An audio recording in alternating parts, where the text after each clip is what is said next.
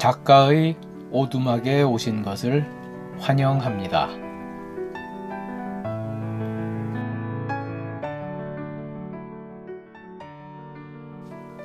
제가 쓴 소설을 직접 읽어드리는 오디오북 소설 붕어빵입니다.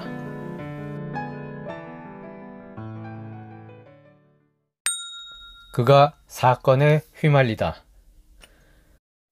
그는 골목 순찰을 마치고 큰 길로 연결된 모퉁이에 있는 놀이터 쪽으로 향했다. 눈이 번쩍 뜨였다. 놈들이 틀림없었다. 걸핏하면 무단횡단을 하는 놈들. 하지만 그는 놈들을 번번이 놓쳤다.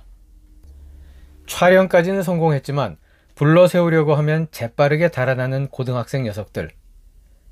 그는 빠르게 달릴 수가 없었다.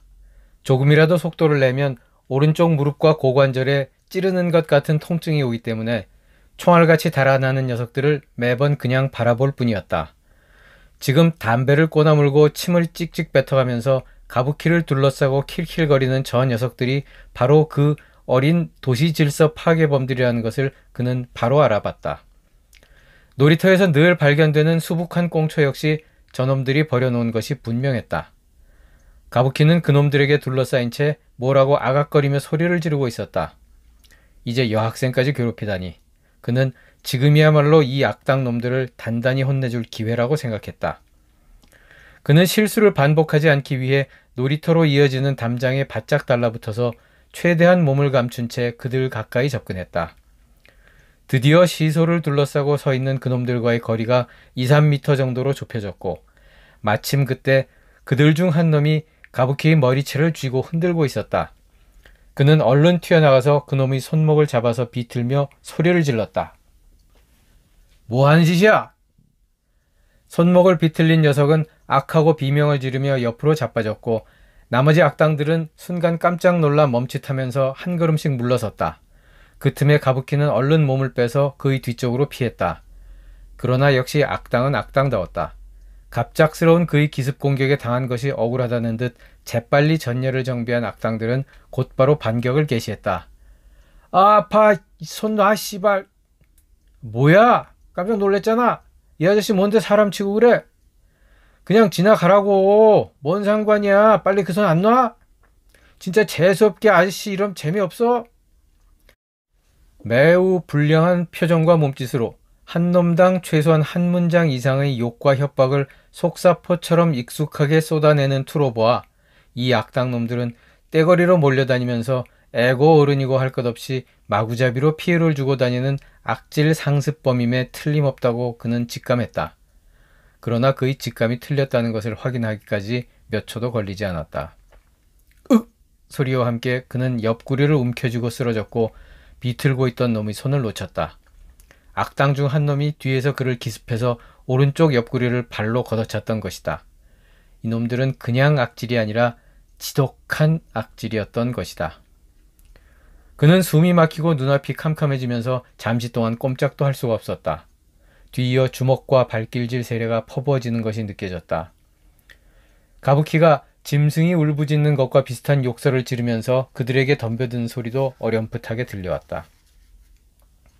그런데 갑자기 둔탁한 타격 소리와 윽윽 하는 비명이 몇 마디 들리더니 사방이 고요해졌고 그의 몸에 가해지는 공격도 멈췄다.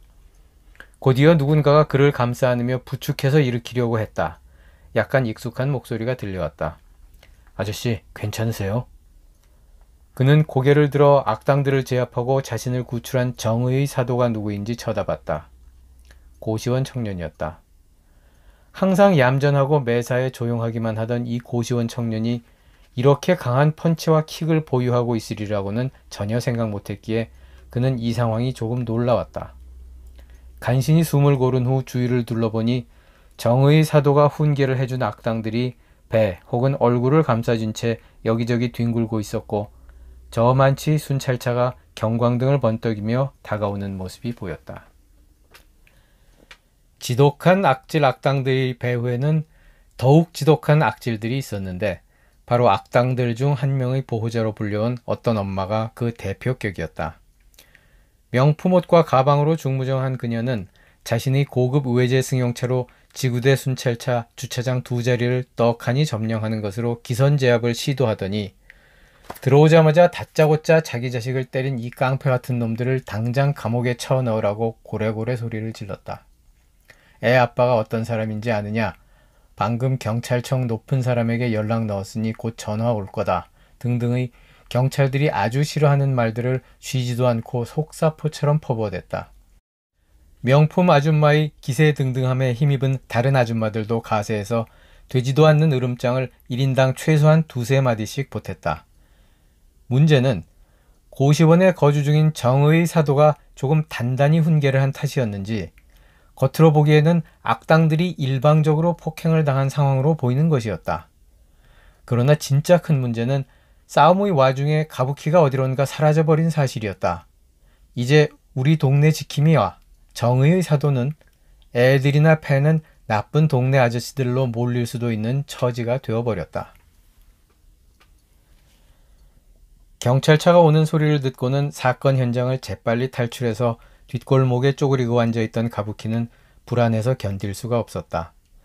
큰 싸움이 일어나고 사람들이 전부 경찰차에 태워져 가는 모습까지 숨어서 지켜보고 나니 아직 어린 그녀지만 일이 제법 커졌다는 정도는 알 수 있었다. 어떡해. 자신도 지구대에 가야만 할 것 같았다. 자신으로부터 일이 비롯되었으니까. 하지만 덜컥 겁이 났다. 경찰들은 부모님을 불러오라고 할 게 뻔했고 엄마가 학원도 빼먹은 채 한밤중에 놀이터에서 큰 사건이나 만든 사실을 알게 되면 이제 대략 난감 정도가 아니라 초, 킹, 왕, 짱 난감이 될 게 뻔했다.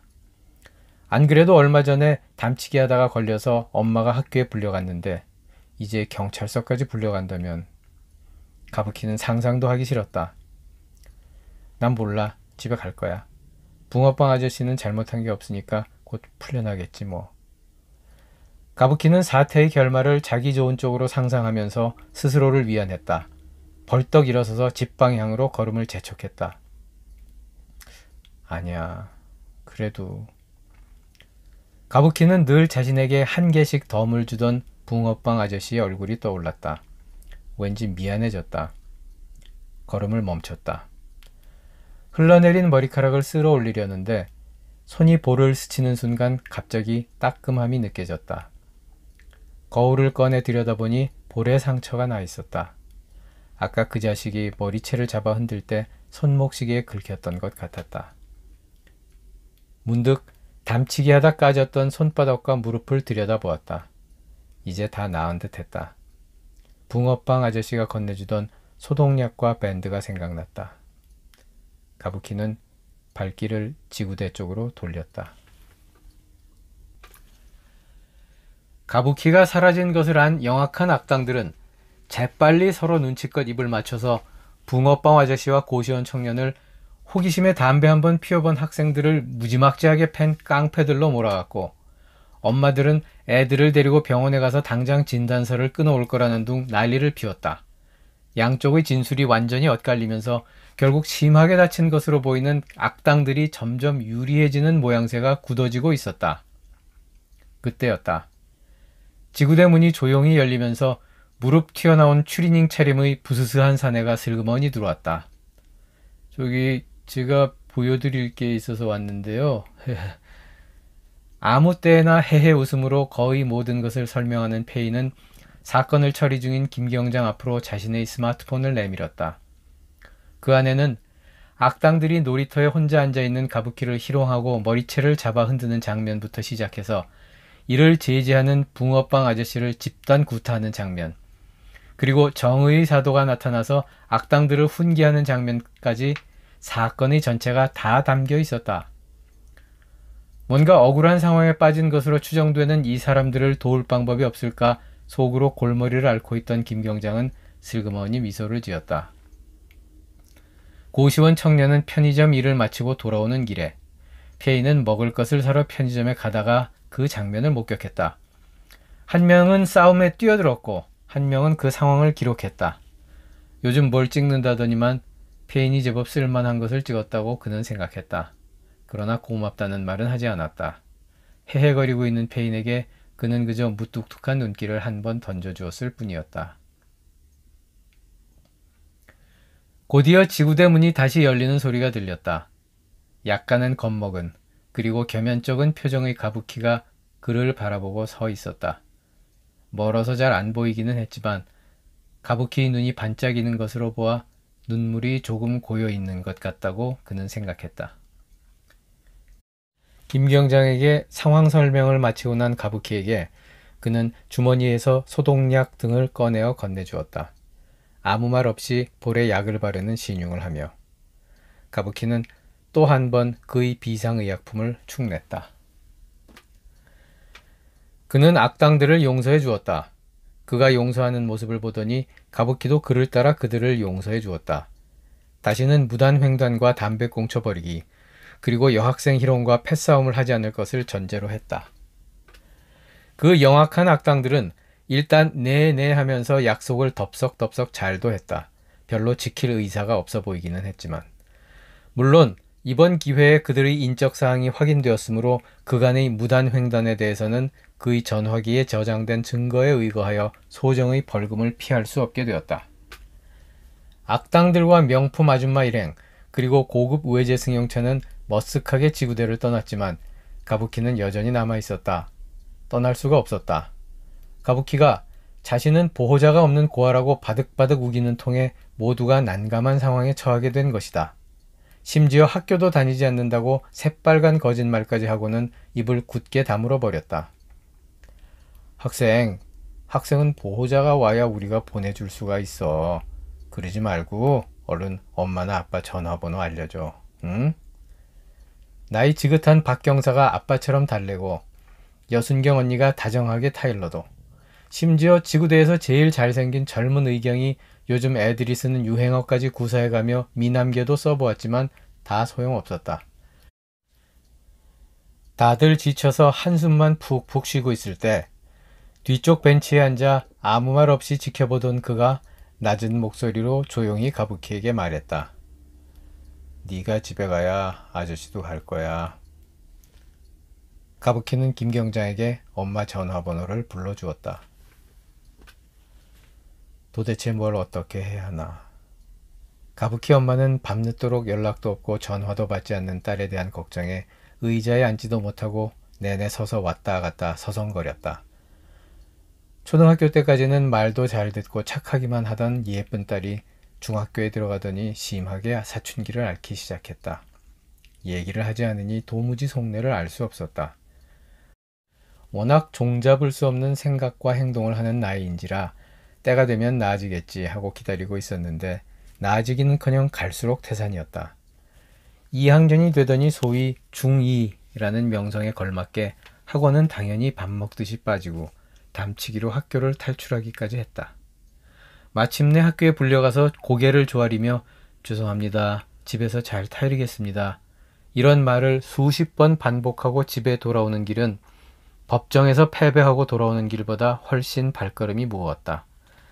판사 앞에서 의뢰인의 선처를 부탁하는 말은 별 감정 없이 술술 잘도 나왔지만 학교 선생님 앞에서 내 자식의 용서를 구하는 말을 한마디 한마디 뱉을 때마다 가슴이 쫙쫙 찢어지는 듯 했다. 자식 걱정과 안타까움보다 부모를 더 힘들게 만드는 일이 있을까? 이런 생각을 하며 지쳐가고 있을 때 갑자기 전화벨이 울렸다. 드디어 경찰에서 부르는 상황까지 왔구나. 부랴부랴 집을 나서는 가부키 엄마 강 변호사는 생각했다. 이러다가는 훗날 의뢰인이 아니라 딸을 접견하러 가는 일이 생기게 될지도 모른다고. 차 열쇠를 쥔 손이 가늘게 떨렸다. 가부키와 엄마는 집에 돌아오는 내내 서로 아무 말도 하지 않았다.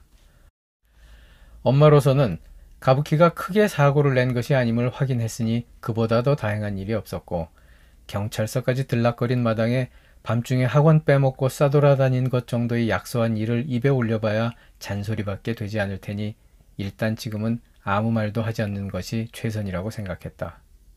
엄마의 속내를 잘 모르는 가부키는 슬금슬금 눈치를 보기는 했지만 그렇다고 해서 새삼스럽게 엄마 잘못했어요 뭐 이런 표현을 써가며 그간의 모든 잘못을 뉘우친 착한 아이로 되돌아온 척하기도 낯간지러웠다.